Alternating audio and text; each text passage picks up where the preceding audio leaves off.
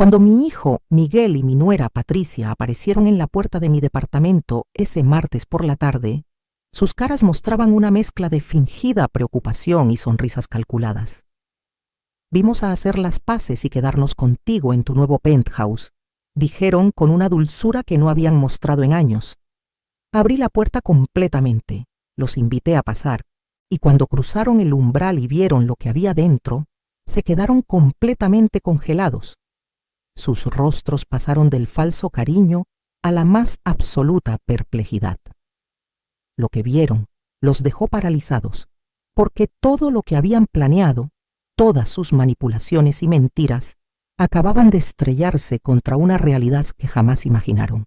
Sigue mi historia hasta el final y comenta la ciudad desde donde me estás viendo para saber qué tan lejos ha llegado mi relato. Déjame contarte cómo llegué a ese momento. Cómo una mujer que lo dio todo por su familia terminó recibiendo a cambio el más cruel de los desprecios. Y cómo esa misma mujer encontró la forma perfecta de recuperar su dignidad. Porque lo que Miguel y Patricia vieron ese día en mi penthouse fue apenas el principio de la lección más grande que iban a recibir en sus vidas. Una lección que les enseñaría que subestimar a una madre, creer que era débil o tonta, fue el error más grande que pudieron cometer. Durante meses me habían tratado como un estorbo. Durante meses planearon quedarse con lo mío mientras me hacían sentir miserable. Pero lo que no sabían, lo que jamás sospecharon, era que yo había descubierto cada detalle de su plan y había preparado algo mucho mejor que cualquier cosa que sus mentes egoístas pudieran imaginar. Esa expresión en sus caras cuando entraron a mi penthouse y vieron la realidad, esa sorpresa absoluta, fue apenas el aperitivo de lo que vendría después. Mi nombre es Carmen Alicia Hernández y tengo 67 años de vida intensa, de sacrificios que creí valían la pena, de amor incondicional que creí sería correspondido. Nací en un pueblo pequeño de Michoacán, de esos donde todas las mujeres aprenden desde niñas que su valor está en servir, en callar, en aguantar. Mi madre me enseñó a hacer tortillas a mano desde los 7 años, a lavar en el lavadero comunitario, a planchar con esas planchas pesadas de carbón que te quemaban las manos si no tenías cuidado. Me casé con Roberto cuando tenía apenas 19 años. Él trabajaba en la construcción y yo limpiaba casas. Vivíamos en un cuartito de una vecindad en la Ciudad de México, compartiendo baño con otras 6 familias. Pero éramos felices, o al menos yo creía que lo éramos. Cuando nació Miguel, nuestro único hijo, juré que le daría todo lo que yo nunca tuve. Esa promesa se convirtió en mi razón de vivir. Durante 30 años limpié casas. 30 años de rodillas en pisos ajenos, aspirando el polvo de familias que ni siquiera me veían cuando pasaba junto a ellas.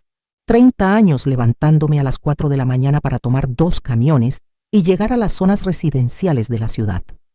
Mis manos se llenaron de cicatrices del cloro y los productos de limpieza. Desarrollé problemas en la espalda de tanto cargar cubetas de agua.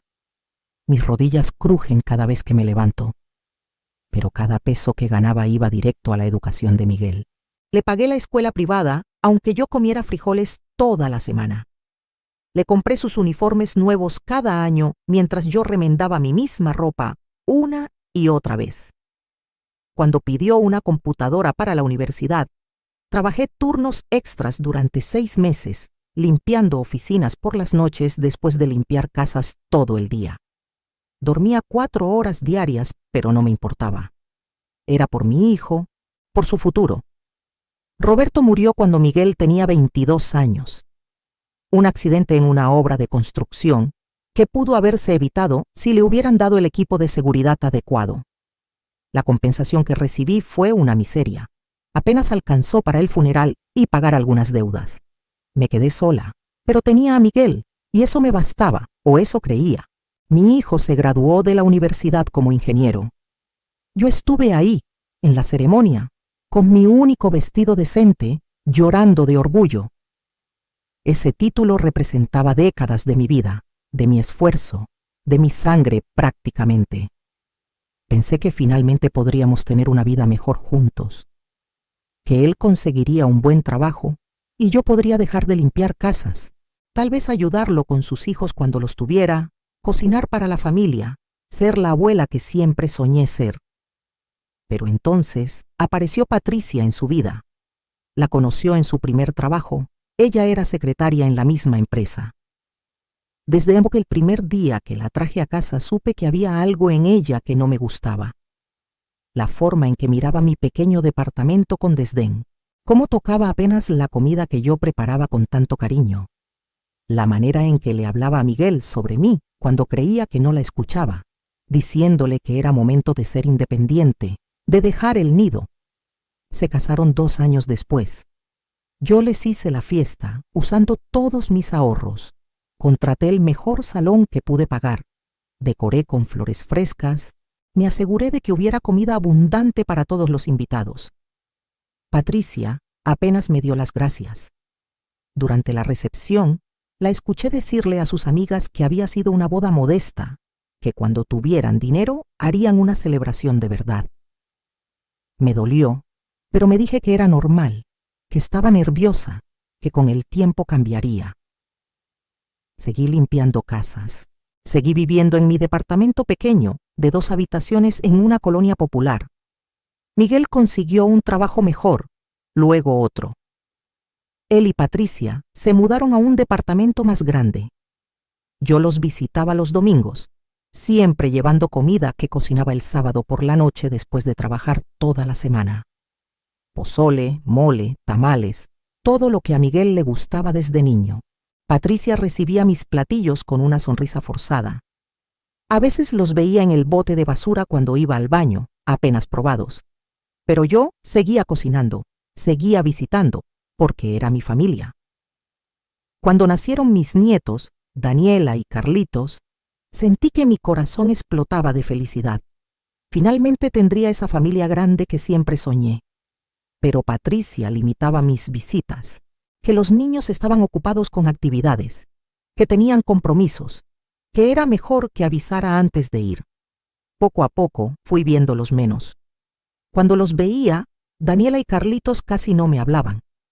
Patricia les había dicho que yo era pobre, que olía a productos de limpieza, que era mejor no acercarse mucho.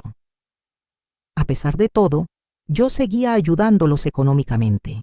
Cuando Patricia quería remodelar la cocina, yo le presté dinero que nunca me devolvieron. Cuando Miguel necesitó para el enganche de un auto nuevo, ahí estaba yo con mis ahorros. Cuando los niños entraron a la escuela privada y necesitaban útiles, uniformes, materiales especiales, yo aportaba lo que podía. Los últimos años empecé a sentirme realmente cansada. El cuerpo ya no me respondía igual. Las rodillas me dolían tanto que algunos días apenas podía levantarme de la cama. Mis manos temblaban del esfuerzo acumulado. Los médicos me dijeron que necesitaba descansar, que mi cuerpo estaba gastado. Pero ¿cómo iba a descansar si apenas me alcanzaba para vivir? Entonces, hace 1 año, sucedió algo que cambió todo. La señora Martínez, una de las casas que limpiaba desde hacía 20 años, murió. Era una mujer mayor, viuda, sin hijos. Yo había sido más que su empleada. Le hacía compañía, la acompañaba a sus citas médicas, platicábamos durante horas. Ella conocía mi historia, sabía de mis sacrificios por Miguel. Cuando su abogado me llamó 3 semanas después del funeral, pensé que querría que recogiera mis cosas. Jamás imaginé lo que estaba por escuchar. La señora Martínez me había dejado su departamento en su testamento, un penthouse en una de las mejores zonas de la ciudad, completamente pagado. Además, una cuenta de inversiones que generaba ingresos mensuales suficientes para vivir cómodamente el resto de mis días. Me quedé en shock absoluto. El abogado me explicó que la señora Martínez había estado planeando esto desde hacía años, que le había dicho que yo merecía descansar, disfrutar de la vida después de tanto sacrificio, que mi hijo debería estar avergonzado de cómo me trataba, de permitir que su madre siguiera trabajando a mi edad mientras él vivía cómodamente. Lloré durante días, de felicidad, de alivio, de gratitud. Por primera vez en mi vida, no tendría que preocuparme por el dinero. Podría dejar de limpiar casas. Podría cuidar mi salud. Podría vivir con dignidad. Lo primero que pensé fue en compartir la noticia con Miguel, en que finalmente podría ayudarlo más. Tal vez cuidar a mis nietos sin tener que trabajar. Pero algo me detuvo. Una vocecita en mi cabeza me dijo que esperara, que observara primero cómo reaccionaba mi hijo ante mi supuesta buena fortuna. Decidí hacerle una pequeña prueba. Le llamé y le conté, emocionada, que había recibido una herencia inesperada, un penthouse y algo de dinero. Le dije que finalmente podría dejar de trabajar, que estaba tan feliz. Hubo un silencio largo del otro lado de la línea. Luego Miguel dijo, con una voz fría que no le conocía, que qué bueno por mí. Colgó diciendo que estaba ocupado, que luego hablábamos. No me preguntó detalles, no se alegró por mí, no sugirió que celebráramos, nada. 2 días después apareció en mi antiguo departamento, con Patricia, ambos con sonrisas enormes y abrazos efusivos, que habían estado pensando que era momento de estar más unidos como familia, que ellos me ayudarían a administrar mi herencia, que lo mejor sería que vendiera el penthouse, porque seguramente no sabría cómo mantenerlo, que pusiera el dinero a nombre de Miguel para que lo invirtiera por mí, que me mudara con ellos donde podían cuidarme. Esa palabra sonaba tan hermosa viniendo de la boca de mi hijo, pero había algo en sus ojos, en los de Patricia, que no cuadraba. Una avidez, una ansiedad que me hizo sentir incómoda. Les dije que lo pensaría, que necesitaba tiempo para procesar todo. Durante las siguientes semanas, las visitas se multiplicaron. Miguel y Patricia aparecían constantemente con nuevas ideas sobre qué debería hacer con mi herencia. Traían folletos de asilos de ancianos disfrazados de residencias de lujo, documentos para que firmara dándole poder a Miguel sobre mis finanzas, planes de inversión que requerían transferir todo a cuentas que ellos manejarían. Yo asentía, sonreía, decía que sí, que lo consideraría, pero no firmaba nada. Y mientras tanto, empecé a prestar atención, real atención, a las conversaciones que creían que no escuchaba, a las miradas que intercambiaban, a los comentarios susurrados.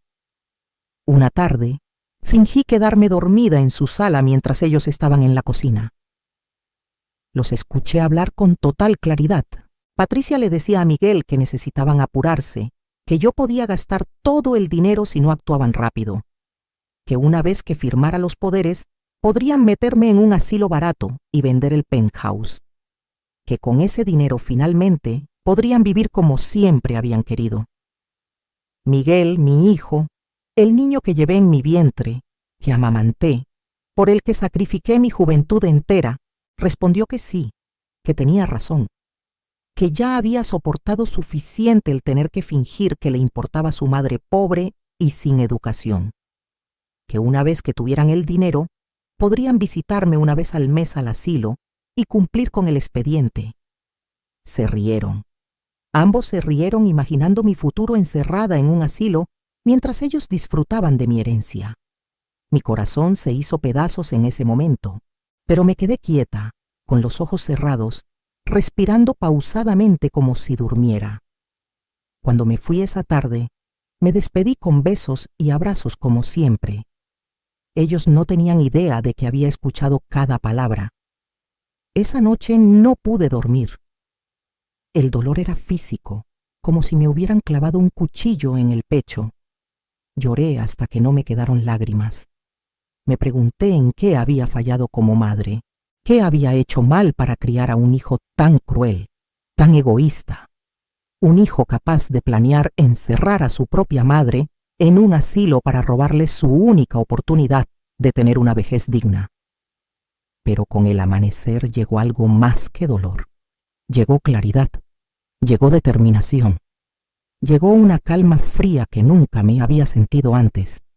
Si Miguel y Patricia querían jugar ese juego, si creían que podían aprovecharse de mí porque era una viejita ignorante que había pasado su vida limpiando pisos, iban a descubrir que estaban muy equivocados. Contraté a un abogado, uno bueno, recomendado por el abogado de la señora Martínez.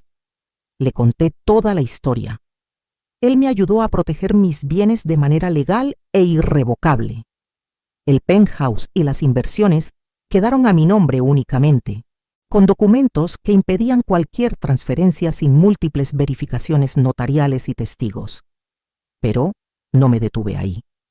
Le pedí a mi abogado que investigara las finanzas de Miguel y Patricia. Y lo que descubrimos me dejó helada. Tenían deudas enormes, habían pedido préstamos para mantener un estilo de vida que no podían costear.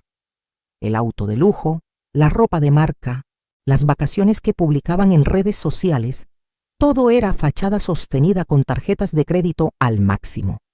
Estaban desesperados por dinero. Mi herencia no era solo codicia, era su tabla de salvación. Planeaban pagarle a sus acreedores con mi dinero, salvarse de la ruina financiera a costa de encerrarme en un asilo de mala muerte. El descubrimiento me dio asco, pero también poder. Ahora sabía exactamente con quién estaba tratando. Seguí el juego. Cada vez que me visitaban, yo interpretaba a la viejita confundida y agradecida. Les decía que tenían razón, que era mucha responsabilidad para mí manejar tanto dinero, que me daba miedo tomar decisiones, que confiaba en ellos para guiarme. Patricia prácticamente babeaba de anticipación. Miguel me abrazaba y me decía que no me preocupara, que ellos cuidarían de todo. Mientras tanto me mudé al penthouse. Era espectacular. 3 habitaciones, 2 baños completos, una terraza enorme con vista a toda la ciudad, pisos de mármol, cocina moderna, ventanales inmensos.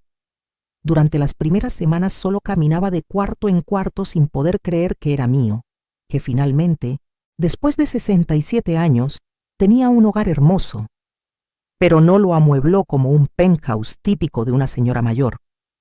No, tenía otros planes. Usé parte del dinero de las inversiones para hacer algo que Miguel y Patricia jamás esperarían. Convertí el penthouse en mi centro de operaciones y en la sede de algo mucho más grande. Verás, durante todos esos años limpiando casas, había conocido a docenas de mujeres como yo, mujeres trabajadoras, sacrificadas, invisibles para sus propias familias, mujeres cuyos hijos las veían como un estorbo una vez que crecían, mujeres que lo dieron todo y recibieron ingratitud a cambio. Nos habíamos hecho amigas, compartíamos historias durante nuestros descansos, nos apoyábamos. Las llamé a todas, les conté mi plan, y una por una aceptaron ayudarme. Rosa, que había sido enfermera, Lupita, que trabajó en un banco durante 20 años, Cristina, contadora jubilada, Esperanza, que había sido maestra, Mercedes, con conexiones en medios de comunicación por su trabajo como camarista de televisión. Convertimos el penthouse en nuestro cuartel general. Cada una aportó sus habilidades. Rosa investigó asilos y encontró el que Miguel y Patricia habían elegido para mí, uno barato con denuncias de maltrato. Lupita revisó todas mis finanzas y creó un plan de protección absoluta. Cristina documentó cada peso que le había dado a Miguel a lo largo de los años, desde su infancia hasta ahora. Esperanza me ayudó a escribir mi historia completa. Mercedes me enseñó a grabar conversaciones discretamente. Durante 2 meses fingí considerar la propuesta de Miguel. Les decía que sí, que firmaría los papeles, pero siempre encontraba excusas para posponerlo, que me dolía la cabeza, que quería que mi doctor revisara los documentos primero, que necesitaba unos días más para despedirme de mi departamento viejo. Cada excusa los ponía más ansiosos, más desesperados. Y cada visita, yo grababa todo. Cada comentario sobre el asilo, cada presión para que firmara, cada mentira dulce sobre cómo me cuidarían, cada plan que discutían cuando creían que no prestaba atención. Acumulé evidencia tras evidencia de sus verdaderas intenciones. Mis amigas también investigaron a Patricia más profundamente y descubrimos algo jugoso. Había estado teniendo un affair con el socio de Miguel en su negocio de consultoría. Se veían en hoteles, usaban el dinero de las tarjetas de crédito conjuntas para pagar las habitaciones. Miguel no tenía idea. Su esposa perfecta, la madre ejemplar de sus hijos, lo estaba engañando bajo sus narices. Esa información era oro puro, pero decidí guardarla. Sería mi as bajo la manga si lo necesitaba. Por ahora, me concentré en el plan principal. Llegó el momento en que Miguel y Patricia decidieron que ya no podían esperar más. Me llamaron para decirme que vendrían el martes a ayudarme con la mudanza al asilo, que ya habían firmado el contrato, que solo necesitaba firmar los últimos papeles y ellos se encargarían de todo lo demás. Les dije que estaba bien, que los esperaría, que estaba cansada de luchar, que ellos sabían qué era mejor para mí. Patricia casi gritó de emoción por el teléfono. Ese fue el momento en que apareció la mujer del principio de mi historia. Ese martes por la tarde, cuando tocaron a mi puerta. Les abrí con mi mejor sonrisa de abuelita agradecida. Entraron con carpetas llenas de documentos, con caras de falsa preocupación, hablando de lo mucho que les dolía tener que tomar estas decisiones difíciles, pero necesarias por mi bien. Caminaron hacia la sala del penthouse, listos para sentarme y hacer que firmara mi vida a su favor. Y entonces lo vieron. Y se quedaron completamente paralizados. La sala no estaba vacía esperándolos como imaginaban. Estaba llena de gente. Ahí estaban mis amigas, todas las mujeres que me habían ayudado durante estos meses. Pero no solo ellas.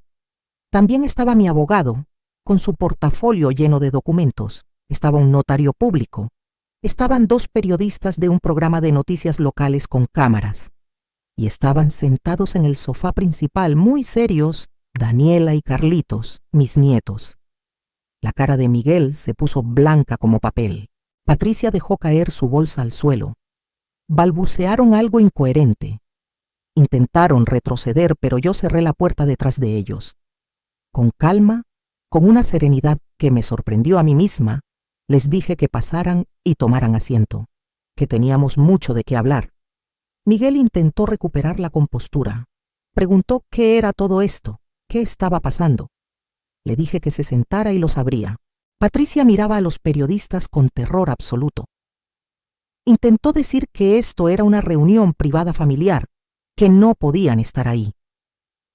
El abogado habló entonces, explicando que yo los había invitado, que todo era completamente legal. Esperé a que se sentaran. Miguel y Patricia en un sillón, apretados uno contra el otro, con la carpeta de documentos fraudulentos todavía en las manos de él. Mis nietos los miraban con expresiones que nunca les había visto: confusión, decepción, enojo. Respiré profundo y comencé. Les dije que sabía todo, cada detalle de su plan. Sabía que querían encerrarme en un asilo de mala muerte. Sabía que planeaban quedarse con mi herencia. Sabía que llevaban meses manipulándome, presionándome, mintiendo. Y tenía pruebas de todo. Mi abogado puso una grabadora sobre la mesa y presionó play. Se escuchó la conversación que había grabado hacía semanas, donde Patricia y Miguel discutían exactamente en qué asilo meterme y cómo dividirse el dinero. Sus propias voces llenaron la sala, hablando de mí como si fuera un estorbo, una carga, un medio para un fin. Daniela, mi nieta de 16 años, empezó a llorar. Carlitos, de 14, miraba a su padre con asco absoluto. Verás, yo había contactado a mis nietos directamente hace un mes. Les había contado la verdad sobre todo, sobre los años que pasé limpiando casas para darle a su padre una educación, sobre cómo seguía ayudándolos económicamente incluso cuando apenas tenía para mí, sobre la herencia y los planes de sus padres. Al principio no me creyeron.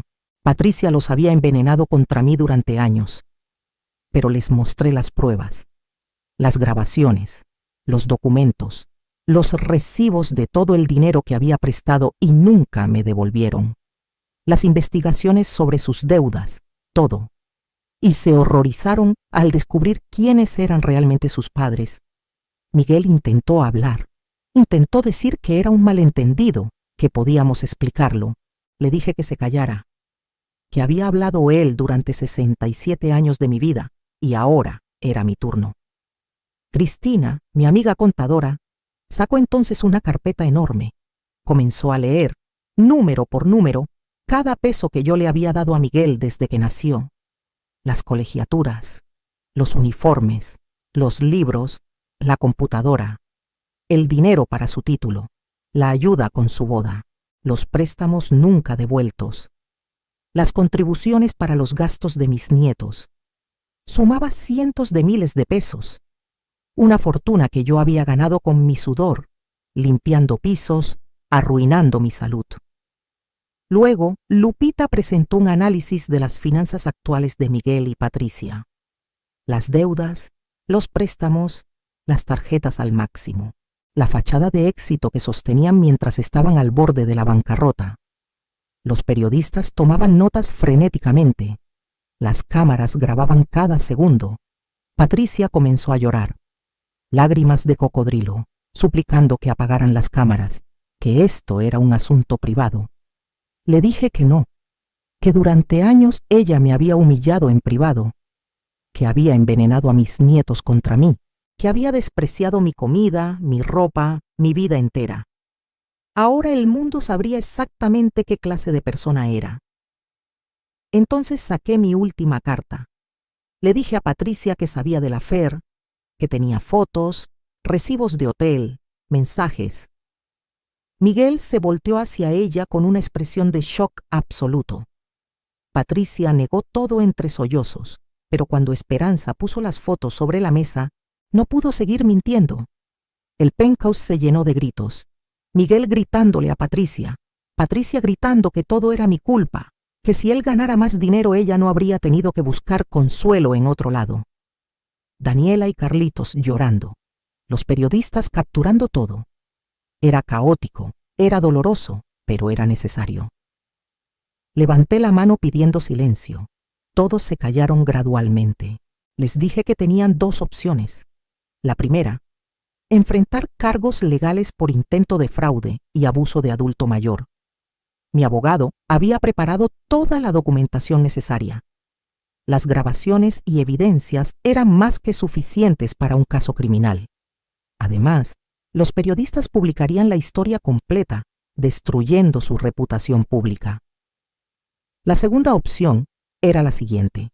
Firmarían documentos reconociendo cada peso que les había dado a lo largo de los años como un préstamo que debían devolverme. Comenzarían a pagarme mensualmente, con un plan establecido por Lupita. No era negociable. Además, me darían custodia compartida legal de mis nietos, con derecho a verlos cuando yo quisiera, sin interferencia de Patricia. Miguel y Patricia se mirarían el uno al otro, derrotados. Patricia intentó protestar, decir que era injusto, que era su dinero. Le pregunté de qué dinero hablaba, si estaban hasta el cuello de deudas. Le recordé que la alternativa era la cárcel y la vergüenza pública total. Miguel le puso la mano en el brazo, derrotado, y le dijo que firmaran. El notario preparó los documentos ahí mismo. Mientras firmaban, les di un pequeño discurso. Les dije que había pasado mi vida entera sacrificándome por Miguel, creyendo que el amor incondicional de una madre era suficiente, que había permitido que me trataran como menos que nada porque creía que así demostraba mi amor, pero que estaba equivocada. Les dije que el amor sin respeto no es amor, es sometimiento, que el sacrificio sin reciprocidad no es noble, es autodestrucción, que había confundido ser buena madre con ser un tapete para que caminaran sobre mí, y que eso terminaba hoy. Daniela se levantó y vino a abrazarme llorando. Carlitos también. Mis nietos me dijeron que lo sentían, que no sabían, que nunca dejarían que nadie me tratara así de nuevo. Cuando Miguel y Patricia finalmente firmaron todo y se levantaron para irse, Miguel me miró con ojos llenos de lágrimas. Me preguntó si alguna vez podría perdonarlo. Le dije la verdad, que no lo sabía, que el perdón no se da porque sí, se gana con acciones, que había roto algo en mí que tal vez nunca se repararía completamente, pero que la puerta no estaba cerrada para siempre, solo por ahora. Patricia intentó decir algo, pero la interrumpí. Le dije que no tenía nada que hablarle a ella, que respetaría el acuerdo de custodia de los niños porque eran sus hijos, pero que ella y yo no teníamos nada más que decirnos, que mantuviera su distancia y cumpliera con los pagos, nada más.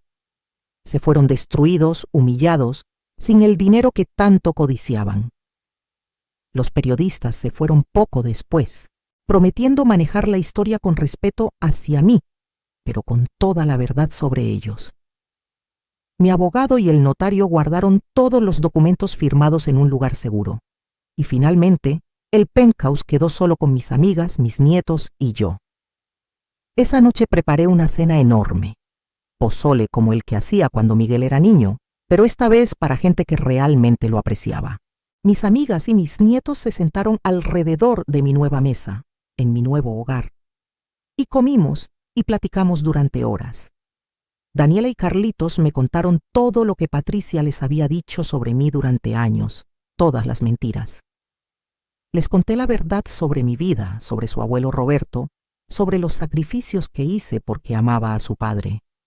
Les dije también que nunca, jamás, deberían hacer lo mismo, que amar a tu familia no significa destruirte a ti misma, que dar no significa permitir que te quiten, que ser bondadosa no es lo mismo que ser tonta.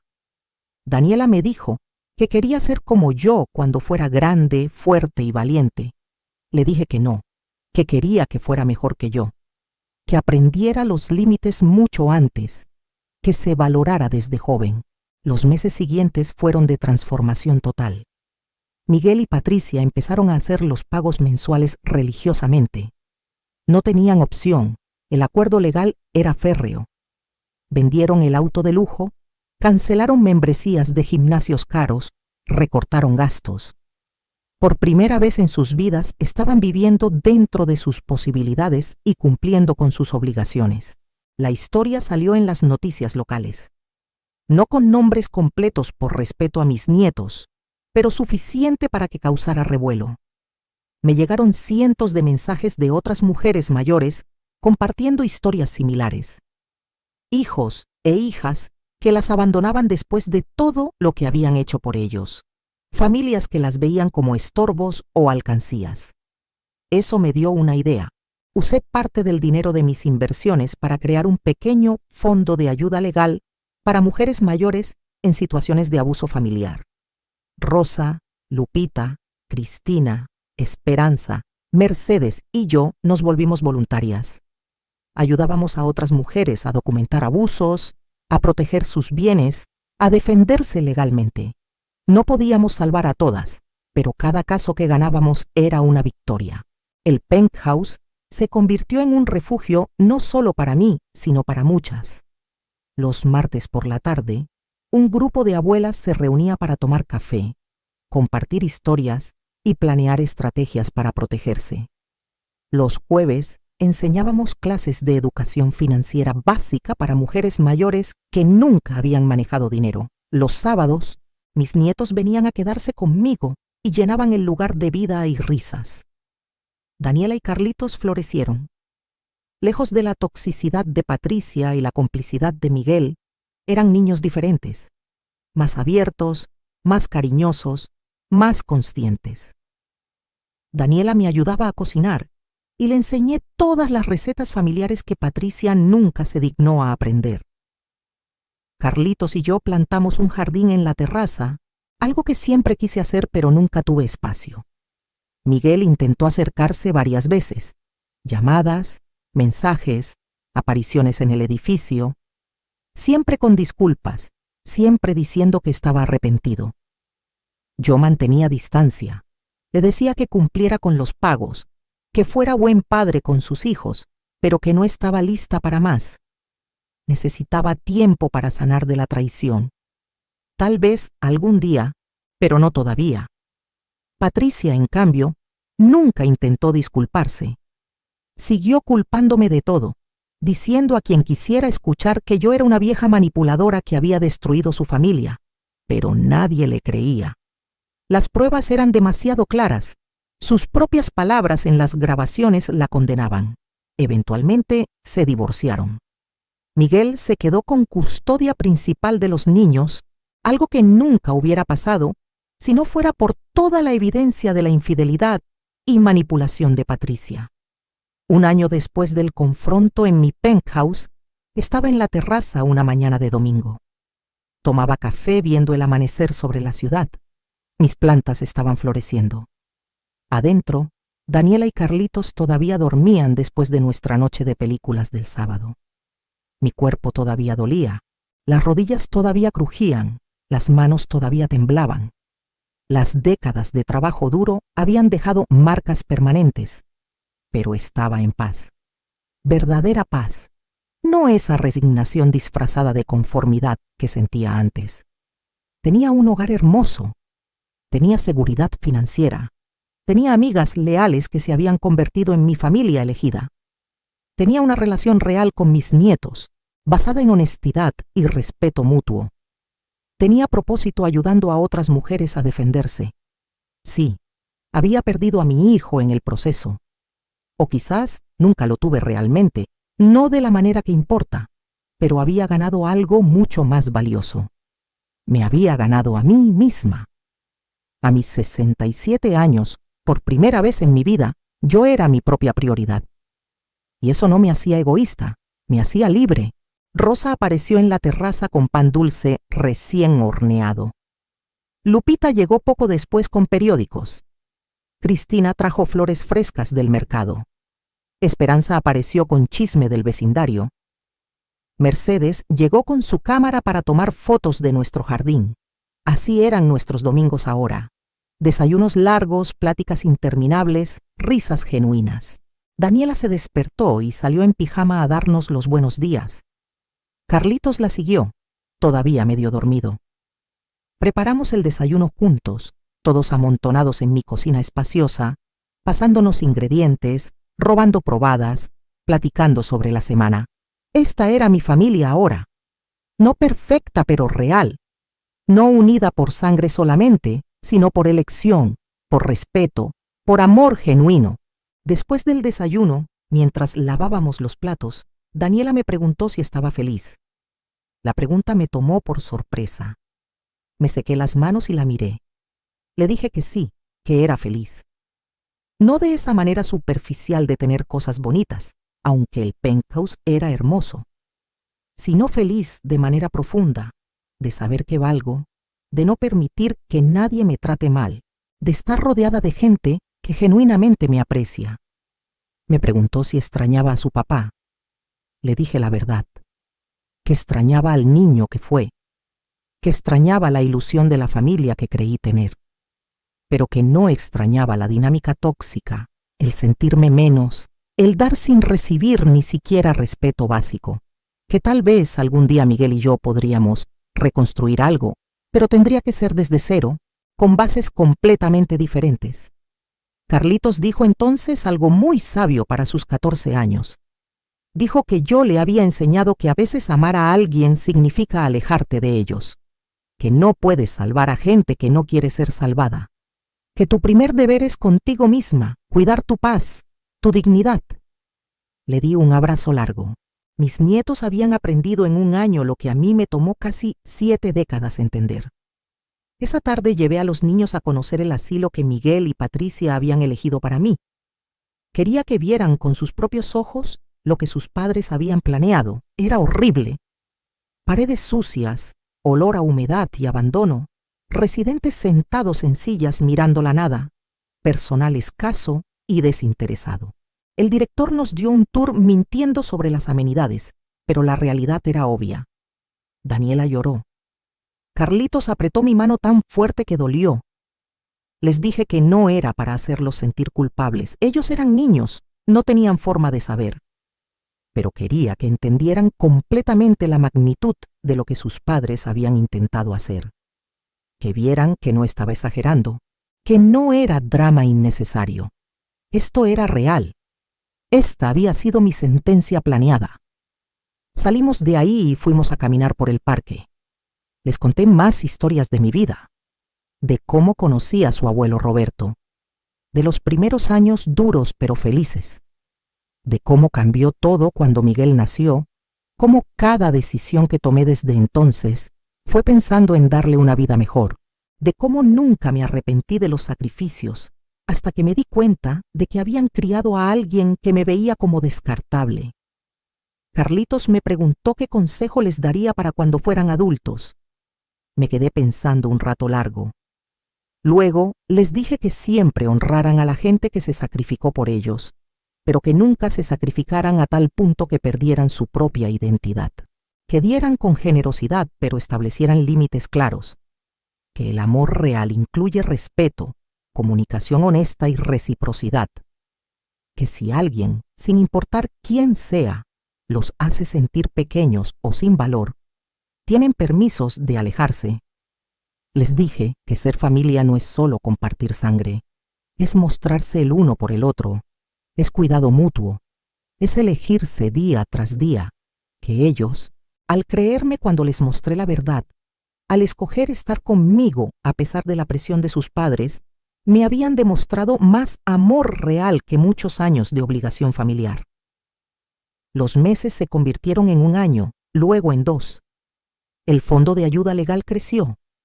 Ayudamos a decenas de mujeres a escapar situaciones de abuso familiar, a recuperar propiedades que hijos manipuladores intentaban robar, a establecer límites saludables. Cada caso era diferente, pero el patrón era siempre similar. Mujeres que dieron todo, que se vaciaron por sus familias, solo para ser descartadas cuando ya no eran útiles. Creamos una red de apoyo, grupos de ayuda donde mujeres mayores compartían experiencias, talleres de empoderamiento, asesoría legal gratuita, todo operado desde mi penthouse y financiado por donaciones más mis propias contribuciones. Le pusimos Casa Dignidad, porque de eso se trataba, de recuperar la dignidad que nos habían quitado. Las historias que escuchaba eran desgarradoras. Doña Josefina, quien trabajó 30 años como costurera para pagar la carrera de medicina de su hija, solo para que esa hija la internara en un asilo y le robara sus ahorros. Don Refugio, viudo que había dado el dinero del seguro de vida de su esposa a su hijo para un negocio, y ahora ese hijo lo había echado de la casa que él mismo había construido. Señora Matilde, cuyas nueras la trataban como sirvienta gratis mientras sus hijos miraban hacia otro lado. Cada historia me partía el corazón, pero también me reafirmaba. No estaba sola, no estaba loca, no era egoísta por defender mis derechos. Era parte de una epidemia silenciosa de abuso hacia adultos mayores, especialmente mujeres, que habían dado todo y recibían migajas o peor. Comenzamos a dar charlas en centros comunitarios. Yo, que nunca había hablado en público en mi vida, parada frente a audiencias contando mi historia. Al principio temblaba, se me olvidaban las palabras, pero la práctica me dio confianza, y cada vez que terminaba, había filas de mujeres esperando para hablar conmigo, para contarme que les pasaba lo mismo, para preguntarme cómo encontré el valor de enfrentarlo. Les decía siempre lo mismo: el valor no llega todo de golpe, llega en pequeños pasos. Empieza por reconocer que no está bien cómo te tratan. Luego por decir en voz alta, aunque sea una vieja amiga, lo que está pasando. Después por buscar ayuda, legal, emocional, práctica. Y finalmente por tomar acción, por pequeña que sea. Cada paso cuenta, cada límite establecido importa. Miguel eventualmente dejó de intentar forzar una reconciliación. Cumplía con los pagos. Llevaba a los niños a visitarme cada fin de semana alterno como acordado, pero mantenía distancia. Creo que finalmente entendió la magnitud de lo que había hecho. O tal vez solo aceptó que había consecuencias irreversibles. De cualquier forma, yo estaba bien con eso. Un día, casi 3 años después del confronto, Miguel apareció en mi puerta, solo, sin avisar. Le pregunté qué quería. Me dijo que solo quería hablar 5 minutos, que después se iría si yo quería. Lo dejé pasar. Nos sentamos en la sala, ese mismo lugar donde todo había explotado años atrás. Me dijo que estaba en terapia, que había pasado estos años trabajando en sí mismo, entendiendo por qué se había vuelto tan egoísta, tan cruel, que su terapeuta le había ayudado a ver patrones de comportamiento, de sentirse con derecho a todo porque toda su vida se le había dado todo sin esfuerzo de su parte, que había malinterpretado mi amor como debilidad. Me dijo que finalmente entendía todo lo que había sacrificado por él, que cuando Daniela y Carlitos le contaron sobre la visita al asilo, había vomitado del asco consigo mismo, que no podía creer que hubiera planeado algo así para su propia madre, que no esperaba que lo perdonara, pero necesitaba que supiera que estaba genuinamente arrepentido. Lloró. Mi hijo de 40 años lloró como un niño en mi sala, y sentí algo moverse en mi pecho. No perdón total, todavía no, pero algo parecido a compasión. Le dije que apreciaba sus palabras, que veía que estaba haciendo el trabajo de cambiar, pero que las palabras son fáciles, las acciones son lo que cuenta, que tendría que demostrarme con tiempo que realmente era diferente. Le dije también que lo que hizo no tenía excusa, pero que yo tampoco era inocente en la dinámica, que lo había criado sin límites, dándole todo sin enseñarle responsabilidad o gratitud, que había confundido amor con complacencia total, que ambos teníamos que aprender de esto, él a valorar y respetar, yo a establecer límites saludables desde el principio. Hablamos durante 2 horas, la conversación más real que habíamos tenido quizás en toda su vida adulta. Le conté cosas que nunca había compartido, sobre lo difícil que fue perder a su padre, sobre los años de soledad limpiando casas ajenas, sobre cómo cada peso que le daba significaba no comer bien o no ir al doctor yo, no para hacerlo sentir culpable, sino para que entendiera la realidad completa. Él me contó sobre la presión que sintió siempre de ser exitoso, de impresionarme, de justificar mis sacrificios, cómo esa presión lo volvió materialista, obsesionado con aparentar éxito, cómo Patricia alimentó eso, empujándolo a vivir más allá de sus medios, cómo cuando apareció mi herencia, la vieron como la solución mágica a todos sus problemas sin pensar ni un segundo en mí como persona. No arreglamos todo ese día, no era posible, pero abrimos una puerta, una posibilidad de eventualmente tener algún tipo de relación, diferente a la tóxica que teníamos antes, pero algo. Miguel se fue ese día y yo me quedé pensando durante horas, procesando, sintiendo. Rosa llegó más tarde y le conté todo. Me preguntó cómo me sentía. Le dije que confundida, que una parte de mí, la mamá que siempre fui, quería perdonarlo todo y abrazarlo y volver a cuidarlo, pero que la nueva Carmen, la que había aprendido su valor, sabía que eso sería un error, que tenía que mantener los límites, dejar que las acciones hablaran, no apresurar nada. Rosa me recordó algo sabio. Me dijo que perdonar no significa olvidar o volver a como era antes, que puedes perdonar y aún así mantener distancia, que puedes desearle bien a alguien sin darle acceso completo a tu vida, que el perdón es más para mí, para liberarme del peso del resentimiento que para él, pero que eso no requería que yo sacrificara mi paz de nuevo. Tenía razón. Durante las siguientes semanas pensé mucho sobre el perdón. Decidí que perdonaría a Miguel, eventualmente, cuando estuviera lista, pero que nuestra relación nunca volvería a ser la misma, y estaba bien. Algunas cosas una vez rotas no se pueden reparar completamente, solo reconfigurar en algo diferente. Mientras tanto, mi vida floreció de maneras que nunca imaginé. Casa Dignidad se expandió. Conseguimos una pequeña oficina adicional donada por una organización sin fines de lucro. Contratamos a un abogado de tiempo completo especializado en derechos de adultos mayores. Creamos un programa de voluntariado donde profesionales jubilados aportaban sus conocimientos. Ayudamos a más de 100 mujeres en 3 años. 100 historias de recuperación de dignidad.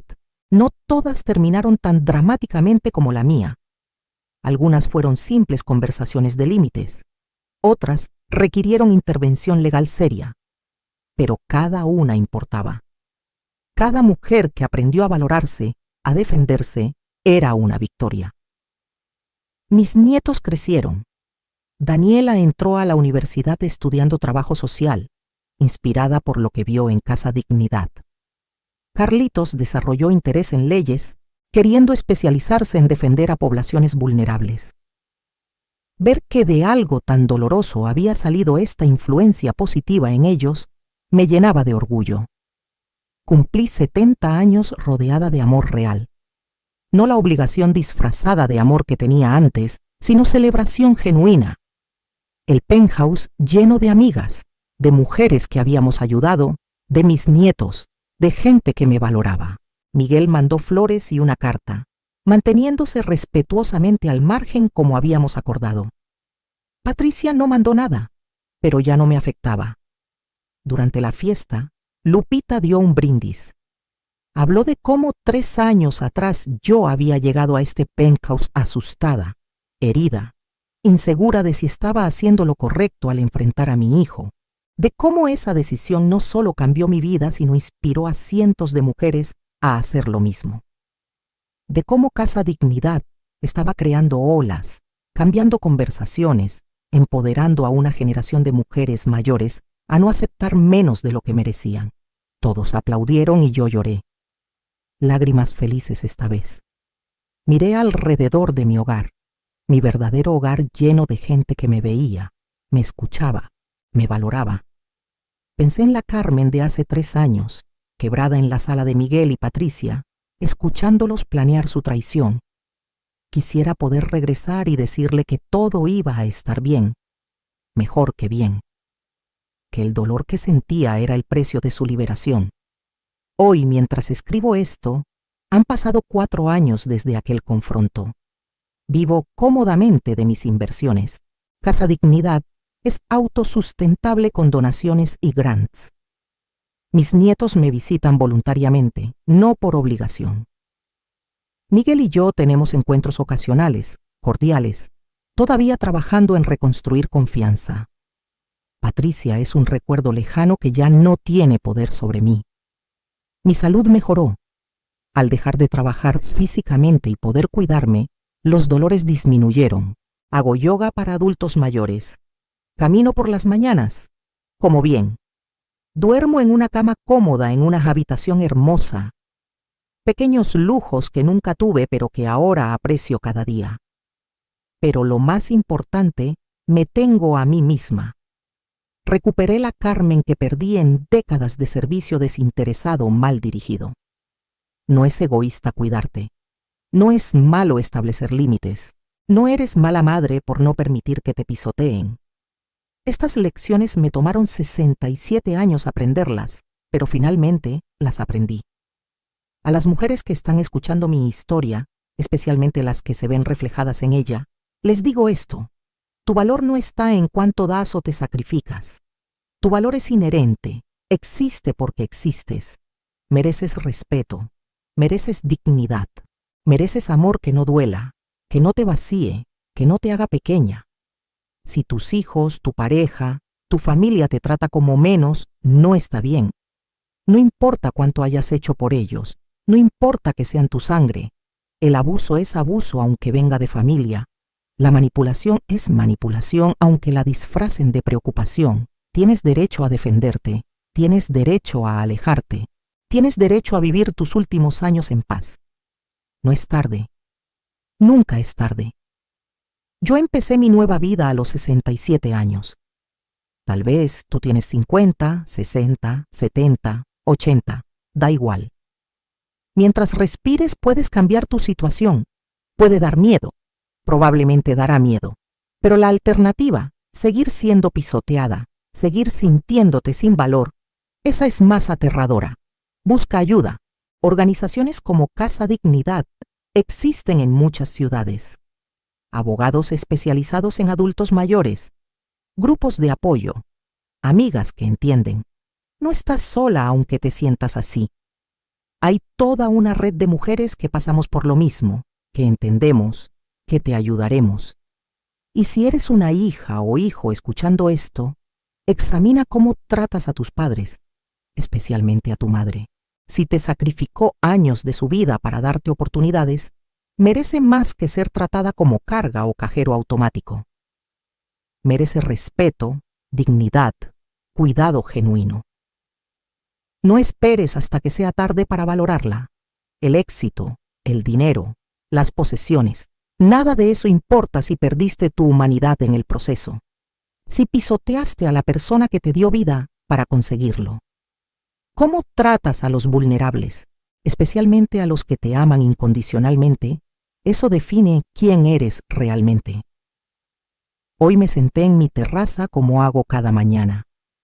Tomé mi café viendo la ciudad despertar. Mis plantas floreciendo alrededor. El jardín que Carlitos y yo plantamos ahora exuberante. Adentro, Daniela preparaba desayuno. La escucho tararear una canción. Rosa llegará pronto con pan. Lupita con periódicos. Otro domingo perfecto en mi vida imperfecta pero genuina. Pienso en la cobertura vacía que Miguel y Patricia vieron hace 4 años cuando entraron esperando manipularme. Cómo se quedaron paralizados al encontrar la sala llena de testigos de su traición.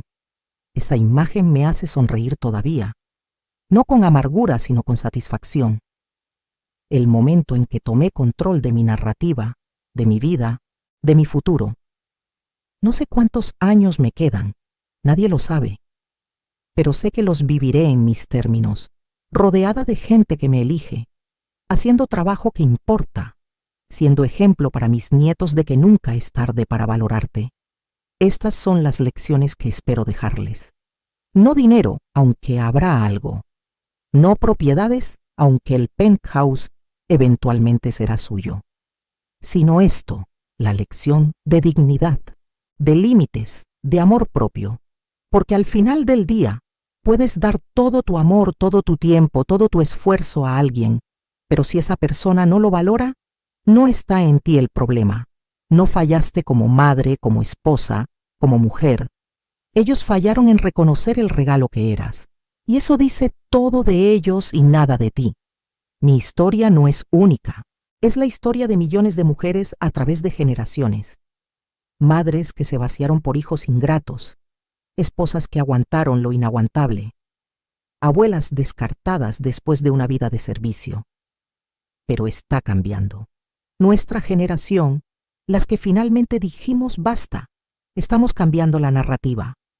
Les estamos enseñando a nuestras hijas y nietas que dar no significa desaparecer, que cuidar a otros no requiere abandonarte a ti misma, que el amor real eleva a ambas personas, no sacrifica a una por la otra.